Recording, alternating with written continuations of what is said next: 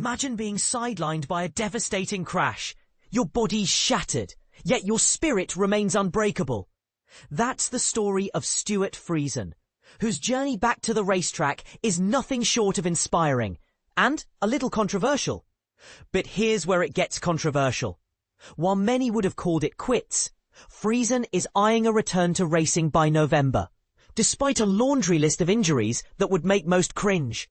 For the first time since his harrowing crash in a big block dirt modified at Autodrome Drummond in July, Friesen made a triumphant return to the NASCAR Truck Series scene on Saturday at New Hampshire Motor Speedway. The crash left him with a shattered pelvis, a fractured right leg, both tibia and fibula, a fractured C7 vertebra, and a fractured left hip, injuries that required a complex array of plates, screws, rods, and pins. Even this past weekend, he was still reliant on crutches, far from being cleared to compete.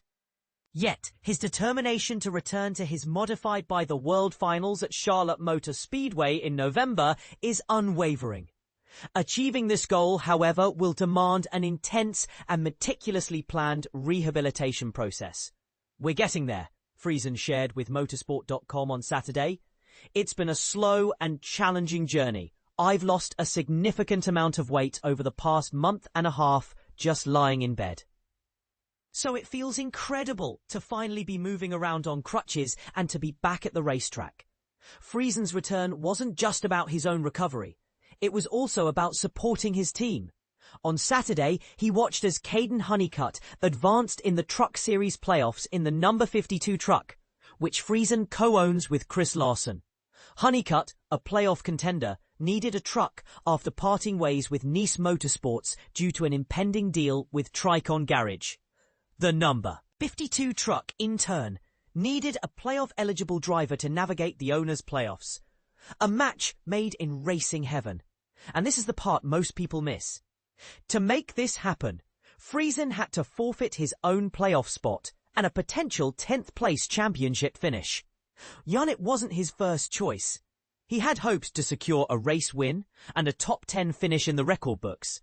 Even after missing the final 9 races, it was a necessary decision. NASCAR would have fined him for missing playoff responsibilities, negating any financial gains from pursuing an owner's championship with Honeycutt.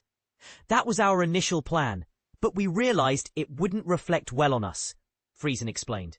Sometimes you have to take the hit and move forward. This was one of those moments.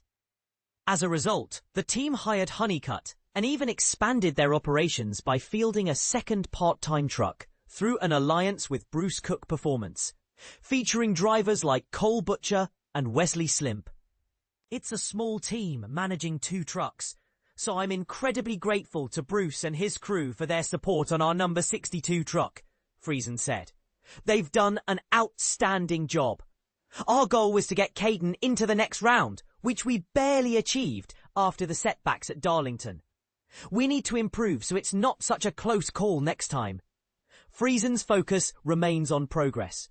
We're constantly learning and refining our approach, building better trucks. And moving forward, he added, this level of dedication doesn't sound like someone planning a quiet NASCAR retirement, does it? Lying in bed away from the racetrack, I thought about everything, Friesen admitted. But being back here reminded me how much I still love this sport. It makes me eager to race again, to compete with the other drivers, and to work directly with our team. He also credited his wife Jess for her pivotal role during his recovery. I'm so proud of her, he said. She's taken on additional administrative responsibilities while also taking care of me. It's been a lot, but we're here, looking forward to what's next. What's next includes aiming for the green flag at the Daytona Truck Series opener in 2026. That's the ultimate goal, Friesen said. But it depends on how my nerves recover and whether I regain feeling in the lower part of my leg and foot. Here's the thought-provoking question. Is Friesen's determination to return to racing admirable perseverance? Or is he pushing himself too far, risking further injury? Let us know your thoughts in the comments. This is one debate that's sure to spark differing opinions.